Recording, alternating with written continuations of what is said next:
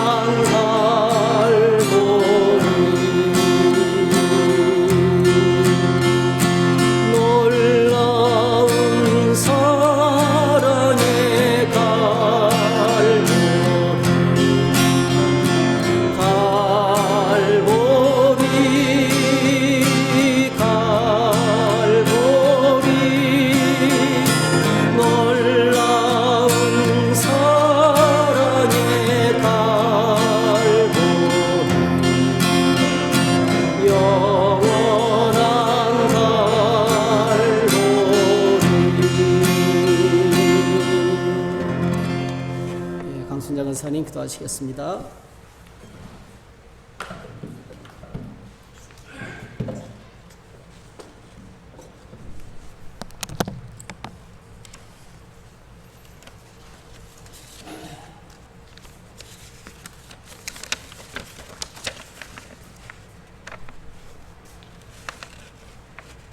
내 영혼아 여호와를 송축하라. 내 속에 있는 것들아 여호와를 찬양하라.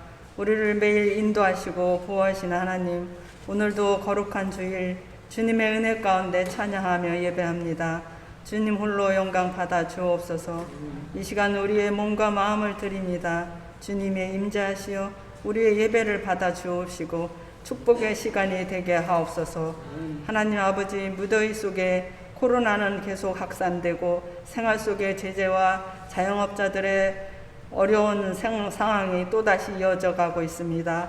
주님께서 국리히 여기사 주님의 은혜로 이 모든 상황을 잘 극복해 나갈 수 있도록 도와주옵소서. 하루하루 감사의 고백 가운데 성령 충만하게 주님의 인도하심을 따라 살아가게 하옵시고 영원하신 하나님 나라를 바라보고 주님의 주권을 인정하며 살도록 도와주옵소서. 그러나 때로는 우리의 연약한 심령들, 주님이 주시는 말씀과 기도로 잘 다스리지 못하는 저희를 용서하여 주옵소서. 하나님 아버지, 이 나라를 주님이 다스리시고 통치하셔 평화로운 나라로 세워 주옵소서. 각 나라에 가 계시는 선교사님들을 계신 곳에서 안전하게 그 사역을 잘 감당할 수 있도록 지키시고 필요를 채워주셔서 어려운 상황 속에서 끝까지 승리하게 도와주옵소서. 말씀을 전하시는 목사님, 은혜의 말씀이 선포되는 축복의 시간, 연약한 지체들을 치유하시고 회복되는 시간이 되게 하옵소서. 오늘도 하나님의 뜻을 따라 바른 길을 걸어가는 주님의 자녀로 살게 하옵소서. 예수님의 이름으로 기도드립니다. 아멘.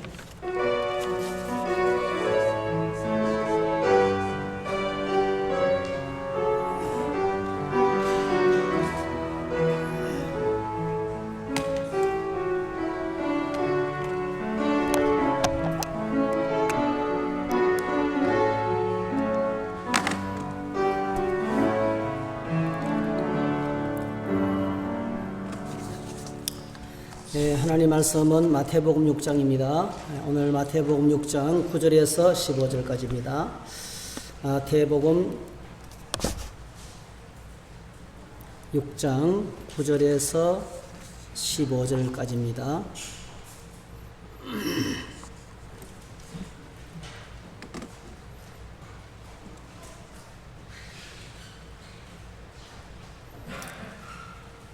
네, 같이 읽으시겠습니다. 그러므로 너희는 이렇게 기도하라. 하늘에 계신 우리 아버지여, 이름이 거룩히 여김을 받으시오며 나라가 임하시오며 뜻이 하늘에서 이루어진 것 같이 땅에서도 이루어지이다.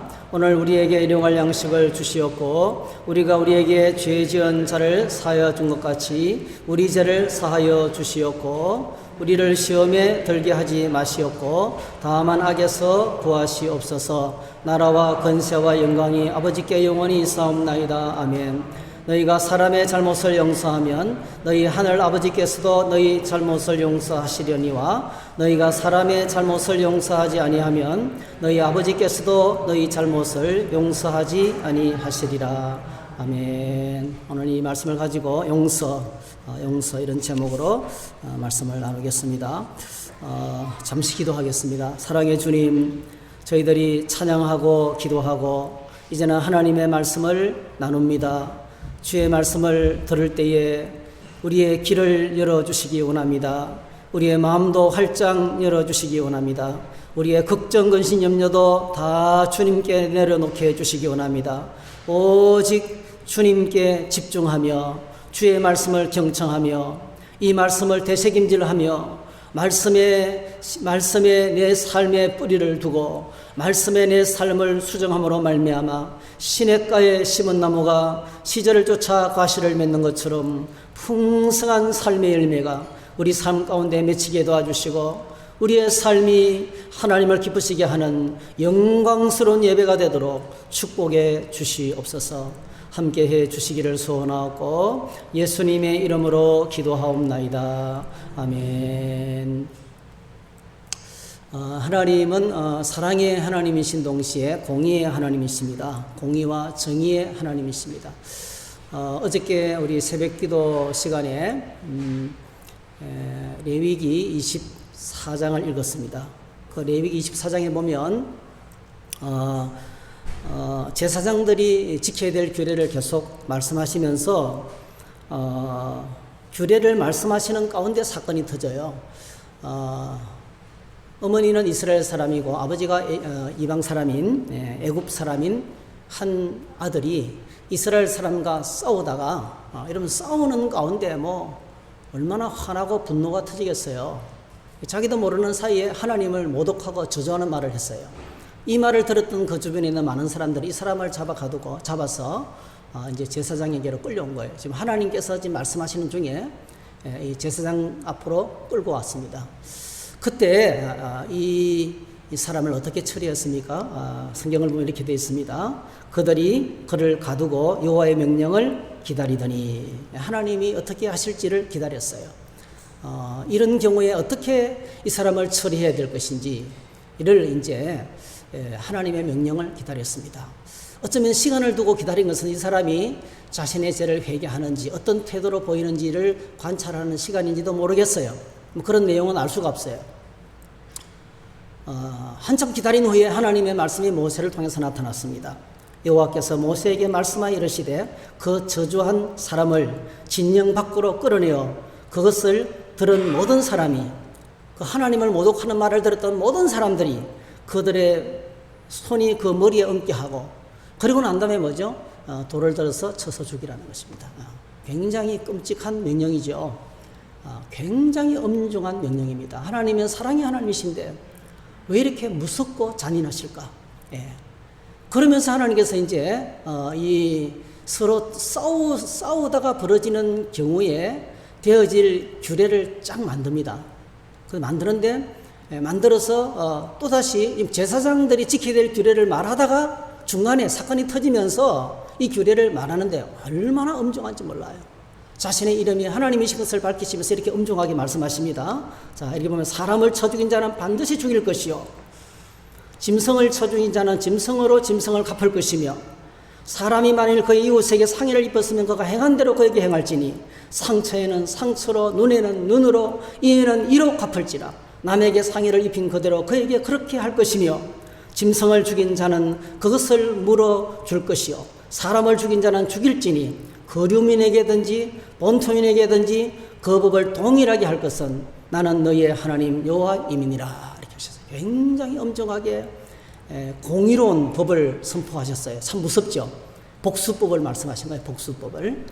근데 이제 이 내용을 가만히 들다 보면 우리를 얼마나 사랑하신 하나님의 사랑인지 알 수 있어요. 이렇게 말씀하신 이유는 이스라엘을 보호하기 위해서, 이스라엘이 거룩한 백성으로 남도록 하기 위해서, 이스라엘 백성들이 하나님 백성으로 살아갈 수 있도록 하기 위해서 이렇게 명령을 하신 거예요. 예를 들면 여러분 누가 여러분의 눈을 뺀 사람한테 여러분 어떻게 할까요? 예를 들면 내 시력을 잃어버리겠어요. 누군가 창으로 꼬챙이로 의도적으로 나를 찔러서 실수가 아니고 내 눈을 실명시켰어요. 어떻게 할까요, 우리는요? 우리는요, 상대방의 눈만 빼는 게 아니고요, 그냥 죽여버려요. 이게 우리 안에 있는 무서운 죄성이에요. 그래서 지나치게 복수하지 않도록, 받은 것만큼만 갚을 수 있도록, 그것도 개인적으로 하는 게 아니에요, 이거는. 누가 합니까? 제사장이었어. 공적인 판단에서 재판 절차를 거쳐가지고 정인들을 내세워서 그렇게 받은 만큼만 정확하게 갚을 수 있도록. 성경은요, 모든 공의로운 재판의 원리가 행한 대로 갚으시는 겁니다. 행한 대로 정확하게 갚으시는 하나님의 법칙을 그렇게 말씀하셨어요. 이게 이제 공의로운 법이죠. 그래서 이 공의로운 법 안에도 사실은 알고 보면 우리를 지키시고 우리를 보호하시고 우리의 생명을 안전하게 하시고 우리가 행복하게 살아갈 수 있는 질서로운 세상, 아름다운 세상을 만들기 위한 하나님의 깊은 사랑이 이 속에 담겨 있는 것을 볼 수 있습니다. 공의 가운데 하나님의 사랑이 담겨 있는 것을 볼 수 있습니다. 이게 이제 무서운 하나님, 구약 성경에 나타나는 무서운 하나님이지만은 사실 그 속에 누구보다 끔찍이 그 백성을 사랑하시는, 그러니까 하나님의 백성을 사랑하시는 것만큼 법도 엄중한 거예요. 엄중한 법을 공의의 하나님이 나타나신 것을 보게 됩니다. 여러분, 그래서 하나님은 언제나 하나님의 공의와 하나님의 사랑은 언제나 함께 동행합니다. 하나님은 사랑의 하나님이십니다. 그 안에 긍휼, 인자, 자비, 용서, 오래 참음, 이 모든 것들이 다 들어있어요. 하나님의 사랑 안에 오래 참음, 자비, 양선, 친절, 긍휼, 자비, 용서, 기다리심, 견디심, 노하기를 더디하시는 것들, 이 모든 것들이 다 포함되어 있어요. 자, 오늘 저희들이 이런 말씀을 전제로 하고 우리가 주기도문 가운데 우리가 우리에게 죄지은 사하여 준 같이 우리 죄를 용서해 달라는 이 용서에 대한 주제를 저희들이 좀 접근을 했으면 좋겠습니다. 여러분, 주기도문은 주님이 가르쳐 주신 것대로 제일 먼저 하늘에 계신 우리 아버지의 이름을 부르면서 시작하죠. 여러분 기억하시면 좋겠어요. 하늘에 계신 우리 아버지 어떤 분입니까? 절대자가 되십니다.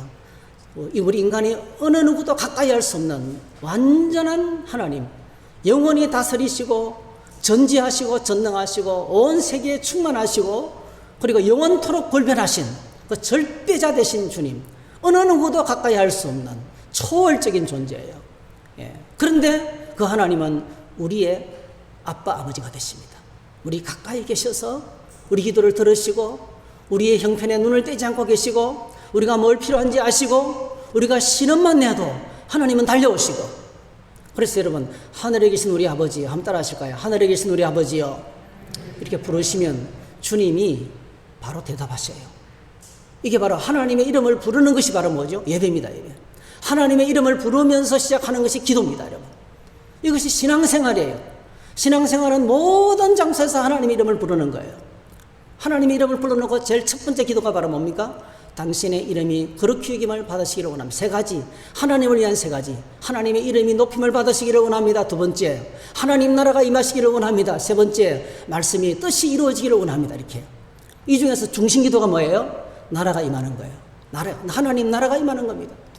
하나님의 나라는 어떻게 임합니까? 하나님의 나라는 그냥 세상 나라처럼 왕이 있고 신하가 있고 그리고 경찰이 있고 뭐 행정부가 있고 재판부가 있고 그렇게 해서 진행되는 나라가 아니라는 거예요. 하나님의 나라는 이 킹덤 오브 헤븐은요, 하나님이 통치하시는 나라는 하나님의 통치로 임합니다. 하나님의 통치, 하나님의 다스림으로 임합니다. 그 나라는 어떻게 임합니까, 여러분? 그냥 지식적으로 따라갈 수가 없어요. 우리가 주님 안에서 성령을 받고 성령이 임하면 비로소 하나님의 나라가 경험돼요. 하나님의 나라가 성령이 임할 때 비로소 경험이 돼요. 초대교회가 성령 받고 나니까 천국이 예배당 안에서 이루어졌어요. 그랬던 것처럼. 그래서 이 나라는 무엇으로 임합니까? 말씀과 성령으로 임하는 겁니다. 하나님의 말씀과 성령으로. 여러분, 하나님은 우리 오늘도 여전히 말씀과 성령으로, 말씀과 기도로, 예배와 이 모든 것들로 우리를 다스리십니다. 이 통치를 기꺼이 받아들이는 사람은 거룩한 하나님의 백성으로 살아가게 될 거예요. 그게 뭐가 필요합니까? 믿음이 필요한 거예요. 믿음이 있어야 하나님의 통치를 받을 수 있어요. 믿음이 있어야 하나님의 말씀에 아멘할 수 있어요. 믿음이 있어야 하나님의 나라의 축복을 누릴 수가 있어요. 하나님 나라의 축복과 하나님 나라의 기쁨과 평안은 하나님의 존재를 신뢰하고 하나님이 날 사랑하는 것을 믿고 그분이 날 위해서 구세주 예수 그리스도를 보내신 것을 신뢰하고 그리고 어떤 일이 벌어져도 세상 끝날까지 하나님은 나의 보호자가 되시고 나의 아버지가 되시고 나의 인도자가 되시고 내가 어떤 문제를 만나도 그분은 모든 문제를 해결하시는 분이시고 이걸 믿을 때에 질병의 문제도 해결되고 또 삶의 사업의 문제도 해결되고 그 안에서 행복할 수 있어요. 지난 주간에 몸이 많이 아프신 분이 계속 병원 치료를 받고 있는 분이 큰 액수의 헌금을 드리면서 하나님 지금까지 이렇게 아프지만은 살아있음이 너무 감사해서 이 헌금을 드린다고 정말 큰 액수를 드렸어요. 깜짝 놀랐어요. 여러분 제가 이렇게 천국을 누리고 있구나. 할렐루야. 하나님 나라가 임한 거예요. 질병으로 고통을 당하지만은 질병에 갇히지 않는 거예요. 예. 나의 남은 시간이 얼마 될지 모르지만은 살아있는 것이 감사하고 오늘 산 것이 너무나 감사하고 하나님의 통치 가운데 말씀 가운데 예배하면서 살아가는 것이 너무나 감사하고 여러분 어떤 이는요 엄청난 은혜를 받았어도 감사할 줄 몰라요. 하나님의 엄청난 사랑과 은혜를 받았지만은 감사가 없어요. 감사가 없는 심령은요 지옥입니다. 지옥이 따로 아니에요. 불평이 가득하고 원망이 가득하고 감사가 없고 찬양이 없고 그 속에 하나님이 다스릴 영역이 없습니다. 그래서 하늘에 계신 우리 아버지여 이름이 거룩히 여김을 받으시오며 나라가 임하옵시며 뜻이 이루어지게 해달라는 기도의 중심은 하나님 나라가 임하는 길입니다. 여러분의 심령 속에 하나님의 나라가 임하기를 축복합니다. 우리의 공동체 가운데 가정 안의 예배 가운데 우리의 모임 가운데 하나님 나라가 임하기를 원합니다. 그러면 성령의 능력으로 질병도 치료되고 묶여있는 것처럼 보이지만 자유롭게 되고 눌린 자가 회복되고 하나님의 치료하시는 놀라운 역사가 우리 안에 일어나는 거예요. 예. 그 천국을 경험하며 살아가는 겁니다. 완전하지는 않지만은 여전히 아픔이 있지만은 여전히 슬픔이 있지만은 여전히 고통스러웠지만은 행복한 거예요. 예. 하나님의 나라가 임하. 그래서 하나님을 위한 세 가지를 구했고, 그 다음에 이제 우리에게 필요한 세 가지를 구하는데, 첫 번째가 일용할 양식을 주옵시고, 그리고 일용할 양식은 정확하게 번역하면 내일 양식이라고 말씀을 드렸어요. 그죠? 다시 동안은 매일같이 오늘 양식으로 내렸어요. 그건 쌓아두면 썩는 것이었습니다. 그런데 여섯째 날에 주시는 양식은 어떤 양식이었습니까? 그 양식은 이틀치를 거두어야 됩니다. 5일 동안의 생각을 엎어야 돼요. 세상에서의 삶의 방식을 엎어야 돼요. 지금까지는 모아두면 썩는데 여섯째 날에 내리는 양식은 썩지 않는 양식이었어요. 그건 이틀 동안 가는 양식이었어요. 그래서 하나님께서 주의를 지키면서 예배할 때 그날은 일하지 않아도 하나님께서 먹을 것을 2배로 주실 것이라고 40년 동안 훈련시켰습니다. 40년 동안 훈련시키면서 날마다 매 일주일 단위로 그걸 경험하게 하는 거예요. 여러분 우리의 삶이 어렵죠. 고통스럽죠. 기억하시기 바랍니다. 우리가 발버둥 친다고 먹고 사는 게 아니에요. 하나님을 신뢰하고 믿음을 가질 때 썩지 않는 양식이 있습니다. 쌓아두어도 썩지 않는 양식이 있습니다. 그 썩지 않는 양식을 경험하면서 헌금할 거 다 하고 베풀 거 다 베풀고 계산하면 생활이 안 되는데 여러분 계산하면 생활이 안 돼요. 근데 지금까지 잘 버티고 살아왔어요. 지금 오늘도 아침 먹고 나왔어요. 여러분 오늘도 아침 먹고 나왔어요. 계산하지 않고 살아도요 오늘도 쌓아두지 않고 살아도 오늘도 행복합니다. 여러분 내일 하나님 주실 것을 기대해요. 믿음으로 사는 삶은 그런 삶이에요. 여러분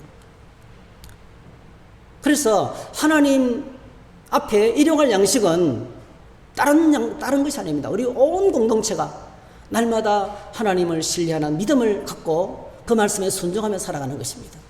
믿음 순종 훈련이 일용할 양식을 구하는 것이라고 우리가 배웠습니다. 그리고 오늘 저희들이 두 번째로 하나님께서 우리에게 말씀하시는 기도 제목 재용서입니다. 재용서. 여러분 솔직히 한번 이 기도를 드릴 때 여러분 마음이 좀 어떠세요? 하나님 우리가 우리에게 죄 지은 자를 사하여 준 것 같이 우리의 죄를 용서해 주십시오. 이 기도를 할 때 어떤 마음입니까? 용서가 생각보다 어렵습니다. 어떤 사람은 이 기도를 하면 이 기도를 못하고 넘어갑니다, 여러분. 용서가 안 되는 인간들이 주변에 많거든요. 여러분, 용서가 안 되는 사람들이 많아요. 그게 비정상적인 것이 아니고 정상적인 것입니다, 여러분. 어떻게 내 인생을 망가뜨려 놨는데요. 내 삶을 짓밟았는데요. 내 인격을 짓밟았는데요. 용서가 돼요? 잘 안 되죠. 쉽지 않습니다, 여러분. 용서를 하라고 너무 쉽게 말하면 안 돼요. 그건 절대로 강요할 수 있는 것이 아닙니다, 여러분. 용서하고 싶어도 안 돼요. 내 안에 너무나 큰 상처가 남아있기 때문에 못 믿습니다, 여러분. 분노와 미움이 속에서 정오가 일어납니다, 여러분. 이걸 억누를 수 있는 방법이 없어요. 인간적인 방법은 없습니다, 여러분. 시간이 흐른다고 없어지는 것도 아니에요. 참는다고 되는 것도 아니에요. 성품이 좋아서 해결될 문제도 아니에요. 도덕성을 회복하고 교양을 갖춘다고 되는 것도 아니에요. 이 마음속에 일어나는 것을 누가 통제할 수가 있겠어요? 겉으로는 아무것도 없는 것처럼 보이지만 실제로는 그 속에 미움이 가득합니다. 용서가 안 되는 거예요. 결코 쉽지 않은 문제입니다. 오늘 이 기도문을 우리가 보면 이렇게 돼 있어요. 우리가 우리에게 죄 지은 자를 사하여 준 것 같이 우리 죄를 사하여 주시옵고. 이건데요, 원문은 표준 세번역은 조금 가깝게 해석했어요. 우리가 우리에게 죄 지은 사람을요, 죄를 이제 원래 원문은 죄가 아니고요, 빚입니다. 빚. 우리가 우리에게 빚진 사람을 탕감해 준 것 같이 이 뜻입니다. 원문은 그의 빚을 용서하여 탕감해 주시고 이렇습니다. 예. 이 죄라는 대신에 원래 원문은 빚으로 되어 있어요. 용서라는 대신에 탕감으로 되어 있습니다. 이걸 이제 어떤 조건적으로 우리는 볼 때는 다른 사람의 죄를 용서할 때 나도 용서를 받을 수 있다, 이렇게 이런 조건적인 것으로 들리죠.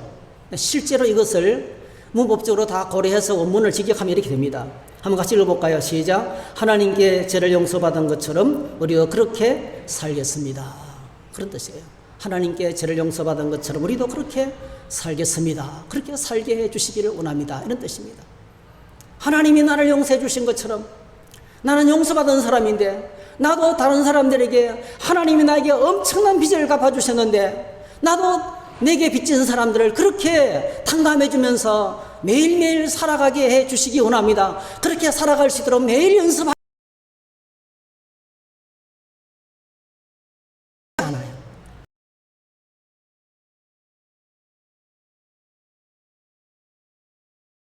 오늘 저와 여러분들 주님을 따르는 교회 공동체가 끝없이 추구해야 하면서 살아야 될 것, 그게 바로 뭐죠? 이거라는 거예요. 근데 이게 가능할까요, 여러분? 가능합니다, 여러분. 여러분 잘 아시는 남아프리카 공화국에서 실제로 그런 일이 일어났죠. 예? 그 백인들이 얼마나 흑인들을 차별 대우하면서 짓밟았는지. 근데 정권이 바뀌었어요. 만델라가 대통령이 되고 투투 주교가 있으면서 그 투투 주교와 만델라 대통령이 합해가지고 뭘 했습니까, 여러분? 어떤 잔인한 죄를 지었든지, 여러분 그냥 보통 잔인한 죄가 아니에요. 가족들 앞에서 사람을 불태우고 찢겨 죽이고 찔러 죽이고 이렇게 잔인한 끔찍하게 죄를 지은 경찰들, 그 백인들, 그들 중이라도 누구든지 진실과 화해위원회에 와서 자기 죄를 참여하고 회개하면 우리가 다 용서해 주자. 현장에서 진짜 내가 당신을 피해를 입은 당사자가 내가 당신을 용서합니다 라고 해주자. 그래서 여러분 완전히 딴 세상이 됐어요. 완전히 딴 세상이 되고 말았어요. 그게 실제로 정치적으로 가능했어요. 이렇게 보복 정치를 진행하는 것하고 다르게, 예? 끝없이 정적을 잡아 죽이고 가두는 이런 정치가 계속되는 것이 아니고, 이 악의 순환 계속되는 것이 아니고요. 용서를 베풀었더니 완전히 딴 세상이 되었어요. 오늘 저희들이 살아가는 이렇게 멋있는 시대를 살아가고 있는 것이요, 용서의 결과입니다, 여러분. 용서의 결과입니다. 얼마나 하기 힘든지 몰라요. 용서의 결과 이런 시대가 되었습니다. 과거에는 여러분 노예들, 종들, 여인들, 천한 직업 가진 사람들 얼마나 짓밟히는 살았는지 몰라요. 근데 여러분 복음이 들어가고 용서가 선포되고 노예들에게요, 노예들을 두 사람 이상 앞에서 이제부터 당신은 노예가 아니다라고 주인이 선포하면 그는 해방된 노예가 되는 거예요. 빌레몬의 집에 오네시모라는 종이 도망쳤습니다. 그런데 도망쳤던 그 오네시모가 참 놀랍게도 사도 바울을 만나서 예수를 믿었어요. 그리고 얼마나 사도 바울에게 충성하는지. 사도 바울이 그 오네시모를 데리고 있으면 자기가 편하죠. 그런데 원래 주인에게 돌려보내는 거예요. 돌려보내면서 빌레몬서를 보내서 빌레몬서를 써가지고 보냅니다. 이 종은 너의 집을 뛰쳐나간 종인데 법대로 하면 때려 죽이게 된다. 사형이다, 사형.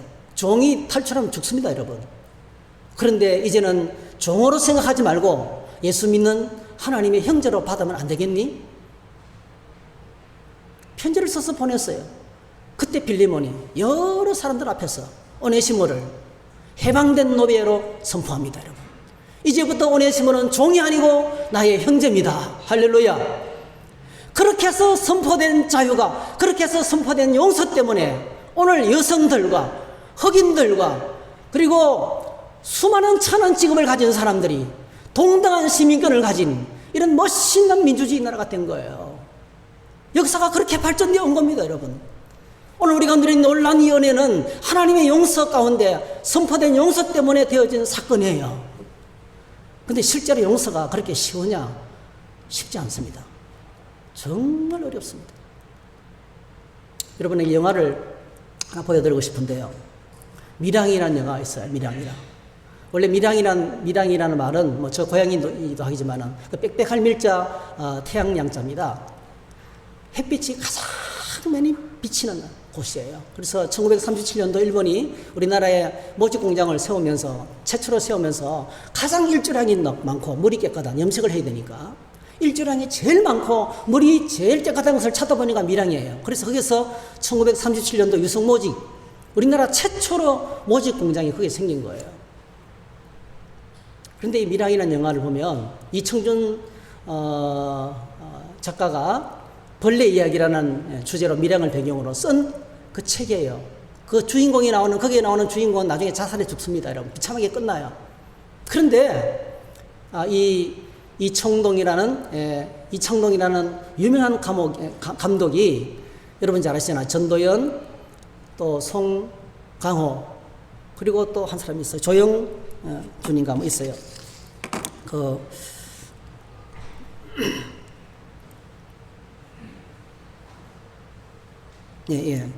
조영진 연기를 너무 잘했어요. 이 조영진이라는 세 사람의 주연을 통해 가지고 이제 이야기를 전개하는데 이야기를 잘 아실 거예요. 신혜라는 이 사람이 속 썩이는 남편이 문 열면 나 언젠가 밀양에 돌아갈까 했는데 속 썩이는 남편이 세상을 떠났는데 남편을 사랑했는가 봐요. 무작정 남편의 고향으로 아이 하나 데리고 내려가는 거예요. 내려가 살기로 결정하고 내려갔어요. 피아노 학원을 열면서 그리고 슬픔과 아픔을 감추고 잘 나가는 것처럼 말로 포장하면서 그렇게 살아가는데 사건이 터지죠. 하나밖에 없는 외아들을 누가 돈이 많이 있는 줄 알고 유괴해가 죽여버렸어요. 엄청난 고통이 시작되는 겁니다. 거기서. 그러면서 그가 교회를 나가게 되고 하나님의 치유를 받게 되고 주일날 말씀을 들었어요. 용서해야 된다. 그래서 말씀을 듣는 가운데 우리 아들을 죽인 그 살인범을 내가 용서해야 되겠다. 그 마음이 들어온 거예요. 그래서 들의 꽃을 꺾다가 교도소를 찾아갑니다, 여러분. 한번 보실까요? 네.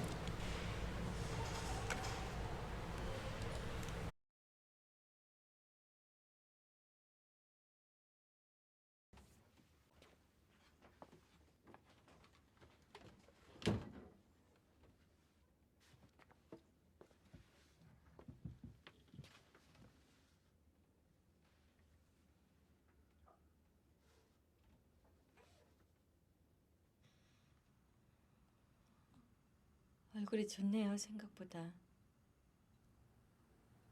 죄송합니다. 아니에요, 건강해야죠. 아무리 큰 죄를 지은 죄인이라도 하나님은 건강을 주시잖아요.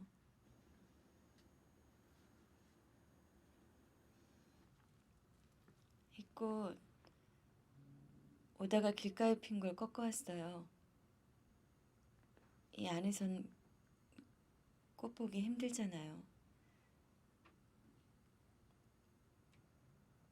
예쁘죠? 이 예쁜 꽃도 하나님이 우리에게 주신 선물이에요. 내가 오늘 여기 찾아온 건요, 하나님의 은혜와 사랑을 전해주러 왔어요. 나도 전에는 몰랐어요. 하나님이 계시다는 것도 절대 안 믿었어요. 내 눈에 안 보이니까 안 믿었죠. 그런데 우리 준이 때문에 하나님의 사랑을 알고 비로소 마음의 평화를 얻고 새 생명을 얻었어요. 그분의 사랑과 은혜를 느낄 수 있다는 게 얼마나 감사하고 행복한지 몰라요.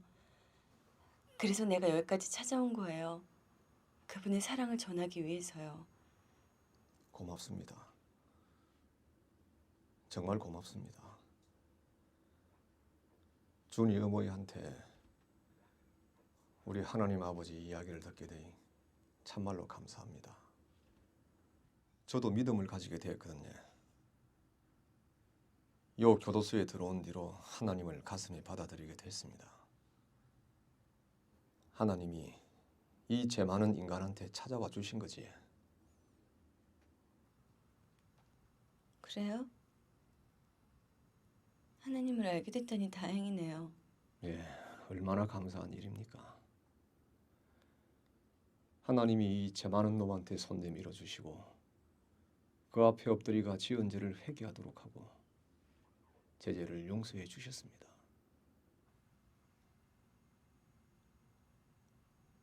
하나님이 죄를 용서해 주셨다고요? 눈물로 회개하고 용서받았습니다. 그러고 나서부터 마음의 평화를 얻었습니다. 아침에 일어나자마자 기도하고 하루하루가 얼마나 감사한지 모릅니다.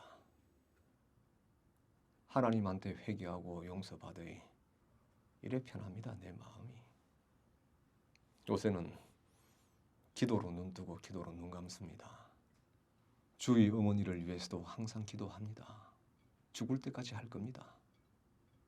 그런데 앉아 이래 직접 만나고 보니 하나님이 역시 제 기도를 들어주시는 것 같습니다.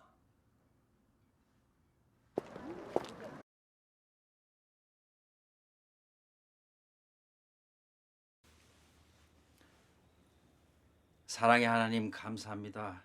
아버지 하나님, 여기 내 원수를 사랑하고 용서하라는 주님의 말씀대로 살려고 했으나 아버지, 마음의 상처를 이기지 못해 괴로워하는 어린 양이 있습니다. 이 가련한 영혼에게 구원의 손길을 주시고 죄인을 진정으로 용서할 수 있는 믿음을 용서를 허락해 해요? 주시옵소서. 어떻게 용서를 해요? 용서하고 싶어도 난 할 수가 없어요. 그 인간 이미 용서받았대요, 하나님한테. 그래서 마음의 평화를 얻었대요. 아이고 와이라노 목사님 기도 중에. 그래 하나님이 용서하셨으니까네 이 선생도 용서해야지.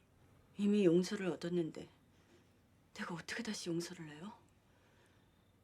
내가 그 인간을 용서하기도 전에 어떻게 하나님이 먼저 용서할 수 있어요? 아니, 이렇게 괴로운데 그 인간은 하나님의 사랑으로 용서받고 구원받았어요. 어떻게 그러실 수 있어요? 왜? 왜?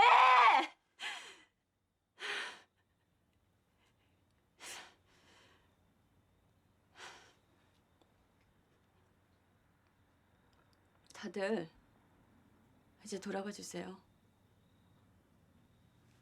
저 할 일이 아주 많거든요.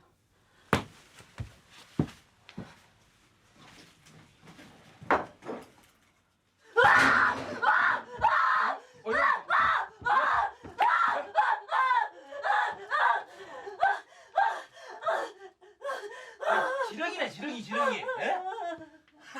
지렁이 한번. 아이 저 지렁이 되게 놀랐겠다. 이 집에 다시 안 올라가겠네.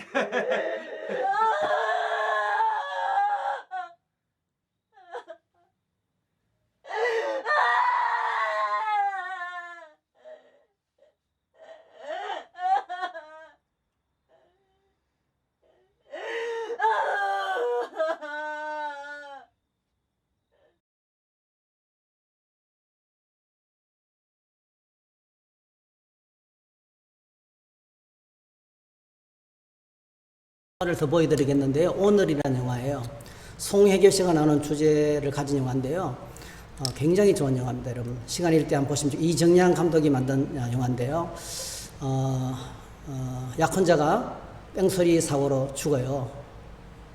그런데 그 뺑소니 쳤던 그 사람이 17세의 젊은 청년이에요. 청년의 앞길이 너무나 창창하기 때문에 그냥 자기도 신앙이 있고 믿음이 있는 신자이기 때문에 너무 쉽게 용서를 해줬습니다. 그리고 난 다음에 이 용서라는 주제로 다큐멘터리를 제작하러 다니는 PD가 됐는데, 여성이요. 형사로부터 어떤 소식을 듣냐면 당신이 용서해줬던 그 청년이 다른 사람을 또 죽였다는 거예요. 너무 쉽게 용서를 해줬다는 거죠. 무턱대고 용서해주는 것이 얼마나 큰 잘못인지를 이제 알리는, 그러면서 이제 그 다큐멘터리 제작을 방향을 바꾸는, 제작의 방향을 바꾸면서 전개시키는 그런 이야기인데, 이건 한 1분 정도밖에 안 되는 짧은 영상을 보시죠. 네.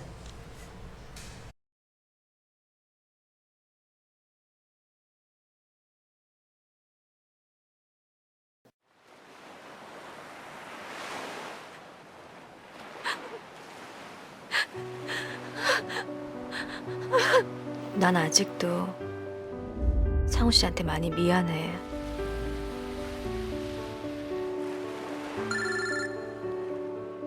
그 마지막 전화를 내가 받았더라면.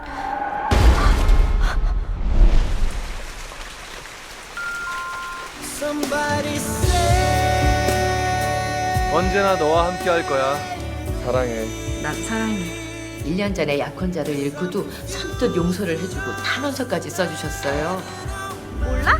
사과도 안 받고 해준 용서. 그거 가짜잖아. 석 달 전에 학교 친구를 죽였어요. 네? 제 용서가 사람을 죽였어요.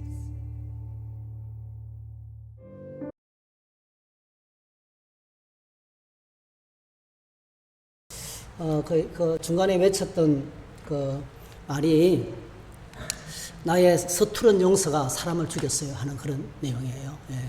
그래서 그 용서를 해주고 석방된 소년원에서 석방된 사람들 중에서 재범률이 80%가 넘는다는 거예요.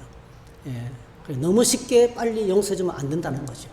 무책임한 용서도 잘못됐다는 그런 영화가 오늘이라는 영화예요. 두 가지 영화를 저희들이 함께 봤는데요. 그 신의 밀항이라는 영화에서 왜 신혜가 분노했습니까? 뭐가 잘못됐어요? 이 조영진이라는 사람이 너무 평안한 모습, 살인자죠, 살인자가. 자기 아들을 죽였던 살인자가 너무 평안한 모습으로 하나님께 용서를 받았다면서 감사하면서 행복해하면서 당신, 그거 무슨 뜻이냐면 당신이 용서 안 해줘도 나는 이미 평안하고 행복하다 끝났다는 거예요. 그러니까 얼마나 잘못된지 몰라요. 뭐부터 해야 돼요? 하나님께 용서받았다면은 이 여인으로부터 용서받을 때까지, 그 상처가 치료될 때까지 시간이 많이 걸려요. 네. 정말 무릎 꿇고 믿으면서 사죄를 구해야 되죠. 네. 그걸 생략하고 나는 하나님께 용서받았기 때문에 도덕적인 죄책감도 없고 미안할 것도 없고 나는 지금 평안하고 행복하고 당신은 어떨지 몰라도 나는 너무 좋다. 네. 네. 그러니까 이것이 더 뭐죠? 신혜 씨가 그때부터 분노하는 거예요. 하나님을 막 원망하면서 하나님을 대적하면서 일부러 죄를 짓고 부흥집 해가지고 뭐 음악을 틉니다. 거짓말이야 이런 노래를 틀고요. 그리고 막 이제 노골적으로 하나님을 저항하는 그런 가정들을 그렸던 것이 이제 이 밀항이라는 영화고요. 그리고 이제 그럼에도 불구하고 하나님의 사랑은 그것에 항상 햇빛처럼 머뭅니다. 이제 맨 마지막 장면이 그거거든요.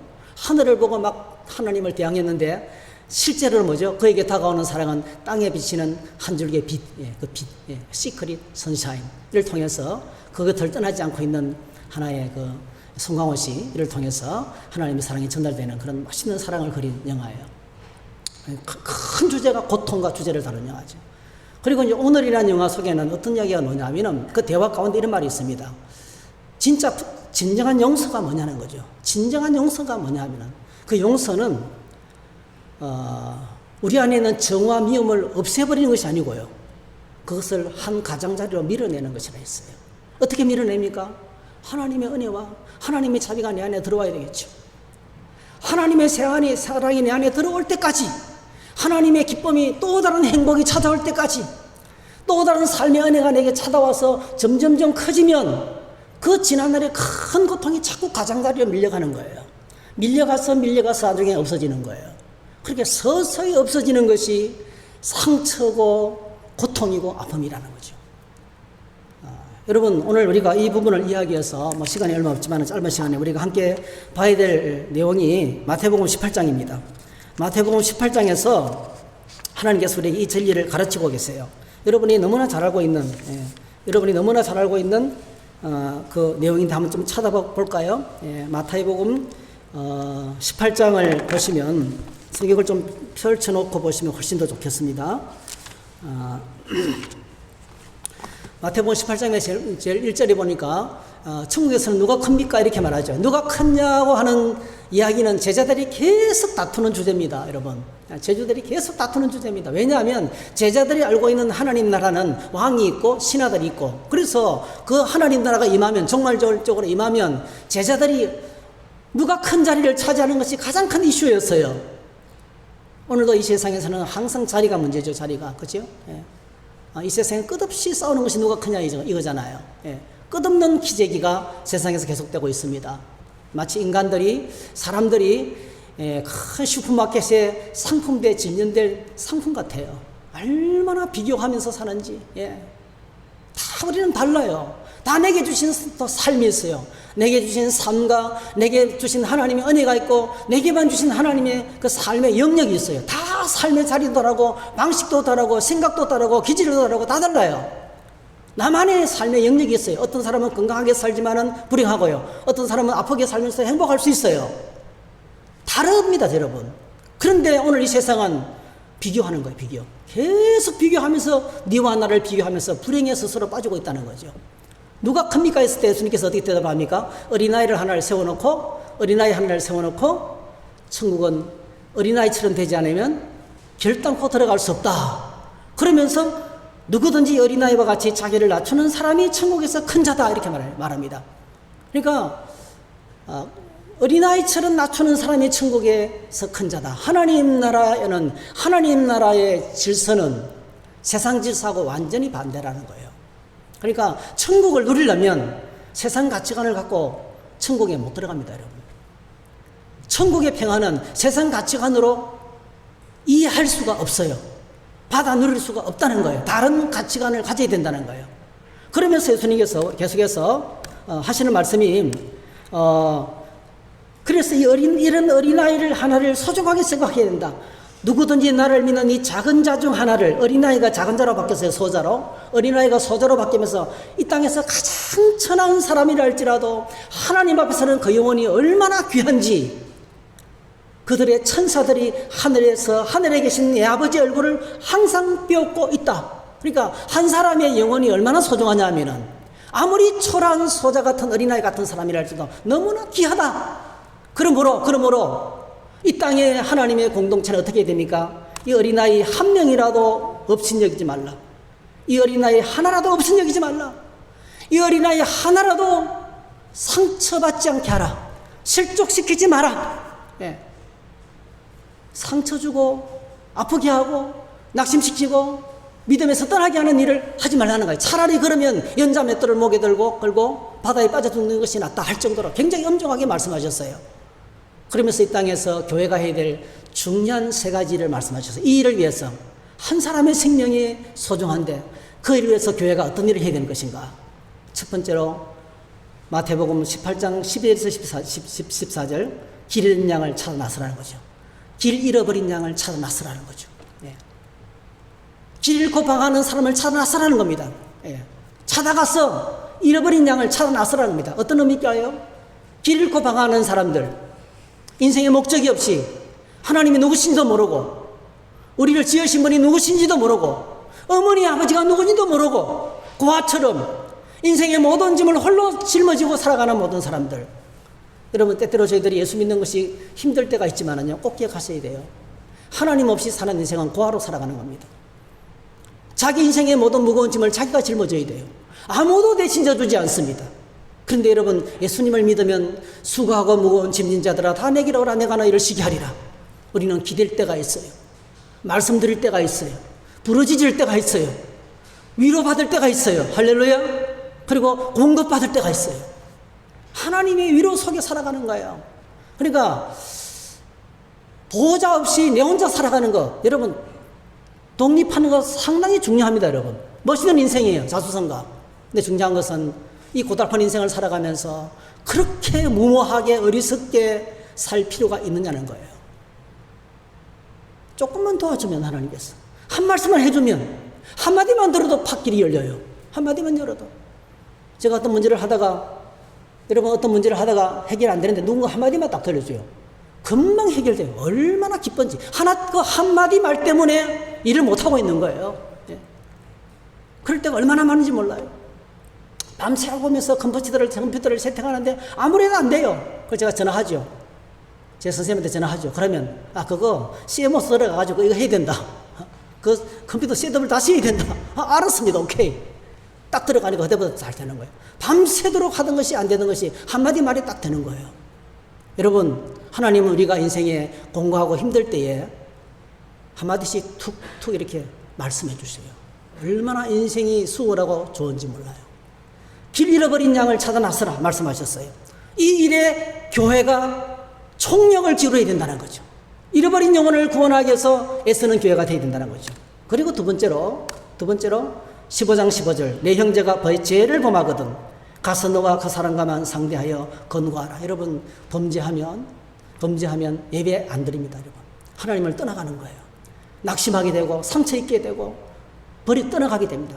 상처 입어서 떠나간 수많은 사람들을 회복시키라, 이 명령을 하셨어요. 그리고 이 일을 위해서 하나님께서 어떤 일을 하라고 했어요? 길 잃은 양을 회복하라, 찾아나서라, 낙심하고 믿다가 낙심한 사람들을 다시 회복시켜라. 어떻게 하라는 거예요? 그게 18장 18절에서 20절이에요. 한번 같이 읽어볼까요? 시작. 진실로 너에게 이르노니 무엇이든지 너희가 땅에서 매면 하늘에서 매일 것이요 무엇인 땅에서 풀면 하늘에서 풀리리라. 진실로 다시 너에게 이르노니 너희 중에 두 사람이 땅에서 합심하여 무엇이든지 구하면 하늘에 계신 네 아버지께서 그들을 위하여 이루게 하시리라. 두세 사람이 내 이름으로 모인 곳에는 나도 그들 중에 있느니라.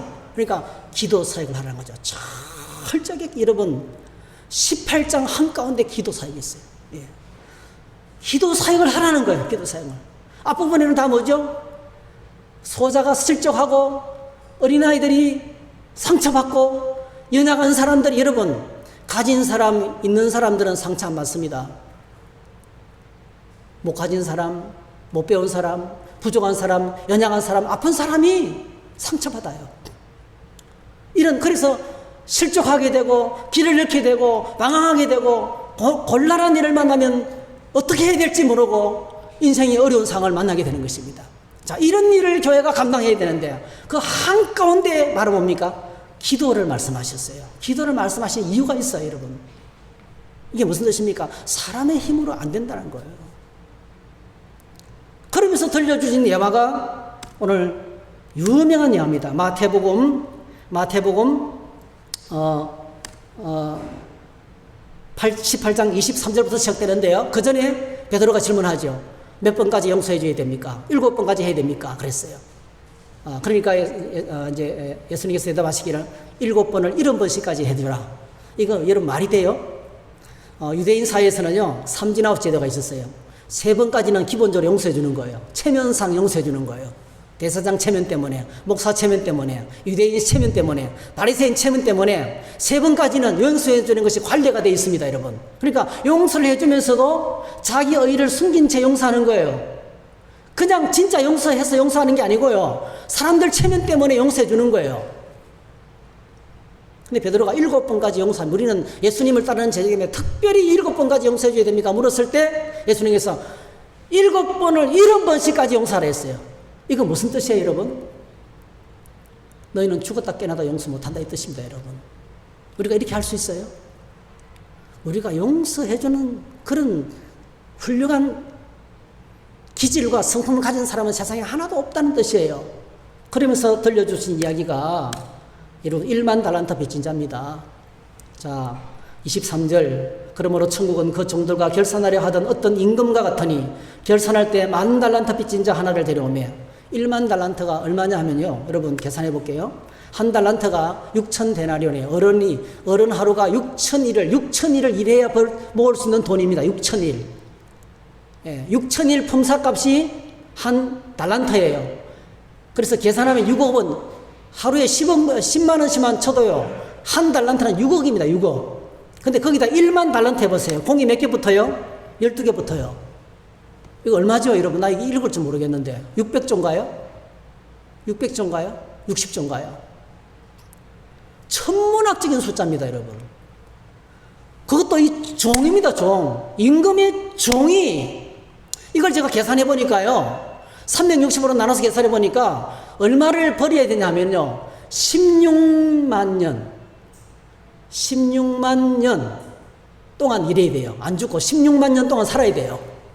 16만 년 동안 버린 임금을 자기는 하나도 안 쓰고 100% 저금해야만이 감당할 수 있는 돈이에요. 어마무시한 천문학적인 한 나라의 국가 예산의 일부분에 해당하는 것과 같은 돈이에요. 이거 사실은요. 그럼 어마어마한 돈을 빚졌어요. 자, 그런데 여러분 보세요. 임금이 어떻게 이야기합니까? 25절 갚을 것이 없는지라. 한번 따라합시다. 갚을 것이 없다. 갚을 것이. 이게 파산된 인생. 우리의 힘과 우리의 능력으로는 하나님 앞에 진 죄의 값을 갚을 능력이 없다는 거예요. 우리 모두는 다 파산된 인생이라는 거죠.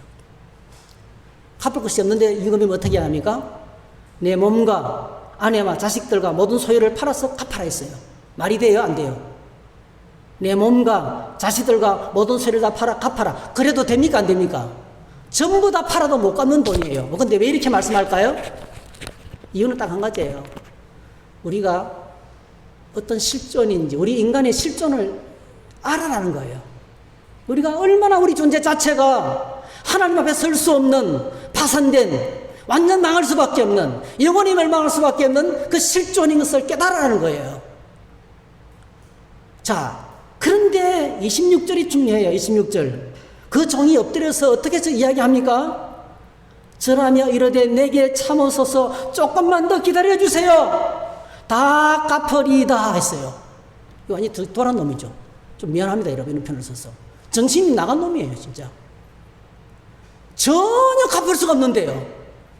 자기가 갚을 수 없다는 파산된 인생이라는 것을 인정 안 해요. 이게 오늘 저와 여러분 안에 있는 자기의입니다. 우리는 죽었다 깨어나도 나를 부인하지 않습니다. 죽을 수밖에 없는 상황이고, 파산된 상황이고, 갚을 수 없는 상황이고, 불가능한 상황인데도 불구하고 이 숫자가 귀에 안 들려오는 거예요. 1만 달란트라는 숫자가 안 들려오는 거예요. 자신의 실존이 얼마나 처참하고 비참한지를 모르는 거예요. 알면서도 무시하는 거예요. 조금만 기다려주세요. 내가 갚으리이다. 이게 오늘 저와 여러분 안에 있는 의입니다.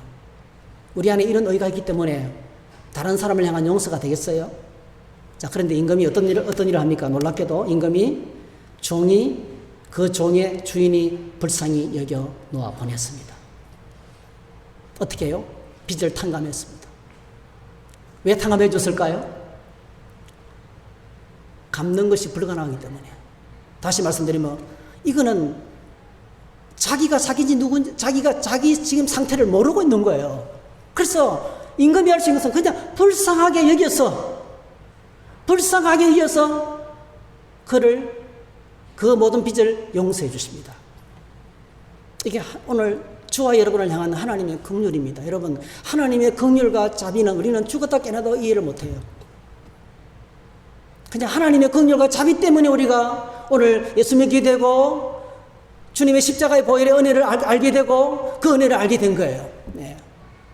전적으로 십자가의 은혜 때문입니다, 여러분. 전적으로 십자가의 은혜 때문입니다. 시편에 보니까 이렇게 말했어요. 여호와는 긍휼이 많으시고 은혜로우시며 노하기를 더디하시고 인자하심이 풍부하시도다. 자주 경책하지 아니하시고 노를 영원히 품지 아니하시리로다. 우리의 죄를 따라 우리를 처벌하지 아니하시며 우리의 죄악을 따라 우리에게 그대로 갚지는 아니하셨으니 이는 하늘이 땅에서 높은 같이 그를 경외하는 자에게 그의 인자하심이 크심이로다. 동이 쇠에서 먼 것 같이 우리 죄가를 우리에게서 멀리 옮기셨으며 아버지가 자식을 긍휼히 여긴 같이 여호와께서는 자기를 경외하는 자를 긍휼히 여기시나니 이는 그가 우리 체질을 아시며 우리가 단지 먼지뿐임을 기억하심이라 됐어. 그러니까 자기 의에 사로잡혀서 시간만 주시면 갖겠다고 큰소리 뻥뻥 치는데도 불쌍하게 그렇게 말하는 그 인생이 불쌍한 거예요. 한없이 불쌍한 거예요. 하루살이가 자기 인생을 모르는 것처럼 그냥 순간을 살다가 없어지는 인생인데 자기를 모르는 거예요. 자기를 모르는 거예요. 그럼 오늘 저와 여러분들이 사람들과 만나서 10분만 이야기해 보세요. 살아있는 자기를 만날 거예요. 무슨 이상한 소리를 못 들어요. 나쁜 소리를 못 듣습니다. 다른 사람 좋은 이야기를 못 받아들입니다. 여러분, 받아들이는 사람은 아무도 없습니다. 10분만 이야기하면 시퍼렇게 살아있어요. 우리가 시퍼렇게 살아있는 내 자신을 발견하는 거예요. 우리 모두 다 그렇습니다. 여러분, 예외는 한 사람도 없어요. 다 밟으면 꿈틀합니다. 여러분. 그런데 우리를 하나님께서 구원하신 이유는 딱 한 가지예요. 하나님의 긍휼과 자비예요. 이 하나님의 긍휼, 하나님의 불쌍히 계셔서 1만 달란트를 탕감받은 이 종이 나오는데 길에 가다가 누굴 만납니까? 백단이래요. 100일치 임금 밀린 사람, 16만 년 임금을 용서받은 사람이 100일치 임금 밀린 사람을 만났어요. 멱살을 잡고 갚아라 하니까 갚을 게 없다는 거예요. 감옥에 쳐넣어버렸어요. 임금이 이 소식을 들었어요. 그 동료들이 그것을 보고 몹시 딱하게 여겨 주인에게 가서 그 일을 알리니 임금이 이 소식을 들었어요. 여러분 꼭 기억하세요. 우리의 모든 선행간에는 모든 말들과 모든 행동들은 하나님은 다 보고 계십니다. 할렐루야. 하나님은 다 알고 계세요. God only knows the truth. 하나님 우리가 얼마나 썩었는지 알고 있어요. 하나님 우리가 얼마나 더러운지 알고 있어요. 하나님 우리가 얼마나 위선적인지도 알고 있어요. 하나님 우리가 얼마나 우리 안에 욕심으로 가득 차인지 알고 있어요. 함부로 생각 없이 말하고 있는지도 알고 있어요. 여러분. 이러므로 너희가 어두운 데서 말한 모든 것이 광명한 데서 들리고 너희가 골방에서 기대하고 말하는 것이 지붕 위에 전파되리라. 하나님 다 들고 계시다는 거예요. 전부 다 알고 계시다는 거예요. 그래서 임금이 어떻게 합니까? 어떻게 해요? 소식을 들은 임금이 다시 잡아 가두었어요. 감옥에 다시 쳐넣어버렸습니다. 왜 다시 감옥에 넣었습니까? 감옥에 쳐넣은 이유가 뭡니까? 1번 1만 달란트를 안 갚았기 때문에, 두 번째 하나님의 자비, 주인의 자비를 무시했기 때문에. 어느 쪽이에요? 몇 번이에요? 1만 달란트를 안 갚았기 때문에 한 게 아니고요. 엄청난 하나님의 자비를 입은 사람이, 이 사람은 그 자비를 안 받아들인 거예요. 어떻게 안 받아들인 게 어떻게 나타났습니까? 100데나리온 빚진 사람을 족친 거예요. 그러나 1만 달란트 빚의 탕감의 자비를 안 받아들였다는 거예요. 그는. 그래서 하나님의 자비를 무시하고 하나님의 사랑을 무시하고, 하나님이 세상을 이처럼 사랑하사 독생자를 주셨으니 사랑으로 다가오신 그 하나님의 사랑을 안 받아들이고 그 사랑을 무시하고 대적할 때 하나님은 그를 진멸합니다. 절대로 용서하지 않습니다. 이 비유를 들려주시면서 주님께서 뭐라고 말씀합니까? 이렇게 말씀합니다. 자, 32절에 보니까 악한 종아, 내가 빌기에 내가 내 빛을 전부 탕감하여 주었거늘 내가 너를 불쌍히 여긴 같이 너도 내 동료를 불쌍히 여김이 마땅하지 아니하냐 하고 있어요. 여러분, 오늘 저와 여러분들이 예수님이 십자가 은혜로 재용서 받았어요. 믿습니까? 이걸 진정으로 받아들이는 사람은, 이걸 하나님의 자비를 진정으로 받아들이는 사람은 나도 또 다른 사람의 빛을 탕감해 주는, 또 다른 사람의 잘못을 용서해 주는 사람으로 살려고 노력하고, 그리고 그것을 우리 힘으로 안 되니까 구하는 거예요. 하나님, 용서할 수 있도록 도와주세요. 그걸 구하는 거예요. 그게 우리의 신앙생활입니다. 그래서 18장 35절에 결론을 내면 너희도 각각 마음으로부터 형제를 용서하지 아니하면 나의 하늘 아버지께서도 너희에게 이와 같이 하시리라 말씀하셨습니다. 여러분, 용서란 아까 말씀드린 것처럼 정오와 미움을 제거하는 것이 아니라 가장자리로 밀어내는 것입니다. 어떻게 밀어냅니까? 어떻게 밀어냅니까? 하나님께로부터 받은 죄를 용서받은 것처럼 우리도 그렇게 살겠습니다라고 계속 고백하고 선포하는 거예요. 계속 그렇게 선포. 그래서 오늘 저와 여러분들이 성령의 은혜를 받아야 돼요. 하나님의 은혜를 받아야 돼요. 할렐루야. 하나님의 천국의 통치가 내 안에 들어와야 돼요. 내 삶의 현장 속에 하나님의 말씀이 시퍼렇게 살아서 움직여야 돼요. 그래서 그 말씀의 통치 속에 성령의 역사하신 가운데 성령 충만한 가운데 있을 때 비로소 나를 그렇게 힘들게 했던 그 모든 것들 100데나리온 빚진 사람의 죄를 용서해 줄 수 있는 거예요. 100데나리온 것도 큽니다, 여러분. 1000만 원이에요. 1000만 원. 작은 돈이 아닙니다, 여러분. 그럼에도 불구하고 그것은 내가 받은 자비에 비하면 아무것도 아닌 거예요. 그래서 우리 안에 뭐가 살아있어야 됩니까? 십자가의 은혜가 살아있어야 돼요. 하나님의 긍휼과 자비의 은혜가 안에 살아있어야 됩니다. 그래야만이 우리가 우리에게 죄지은 자를 용서해 준 것처럼 우리도 우리의 죄도 용서해 달라는 이 기도를 드릴 수 있는 겁니다. 우리 마지막으로 밑에 있는 거 한번 읽고 마치도록 하겠습니다. 같이 한번 읽어보십시다. 시작. 하나님께로부터 죄를 용서받은 것처럼 우리도 그렇게 살겠습니다. 한 번 더 하십시다. 시작. 하나님께로부터 죄를 용서받은 것처럼 우리도 그렇게 살겠습니다. 이렇게 매일매일 사셔서 이 땅에서 천국을 이루고 하나님 나라를 이루는 저와 여러분 되시기를 바랍니다. 회개할 때 용서해 주는 것은 인간적인 거예요. 회개하는데도 불구하고 용서해 주는 안 해주는 것은 악한 거예요. 회개하지 않는데도 불구하고 용서해 주는 것은 하나님의 사랑이에요. 그건 신적인 것입니다. 그래서 우리가 이 모든 진정한 용서는 우리 힘으로 안 돼요. 정말 하나님의 도움이 필요합니다. 하나님의 도움으로 용서가 될 때 비로소 내가 해방되고요. 나의 심령에도 천국이 임하고 우리 가정에도 천국이 임하고 집안에도 천국이 임하고 용서가 되지 않으면 끝까지 지옥입니다, 여러분. 끝까지 지옥이고 끝까지 고통이고 그것 때문에 내 인생이 파멸됩니다. 용서는 천국으로 건너가는 하나님이 놓으신 다리입니다. 어쩔 수 없이 용서하기는 해야 되지만 용서하라고 명령할 수는 없어요. 강요할 수도 없어요. 이거는 하나님 안에서 되어지는 사건으로 받아들이면 된다는 것을 기억하시고 그렇게 주를 섬기는 저와 여러분 다 되시기를 주의 이름으로 축복합니다. 우리 한번 다 같이 이 말씀을 생각하면서 함께 찬양하겠습니다. 찬송가 304장입니다.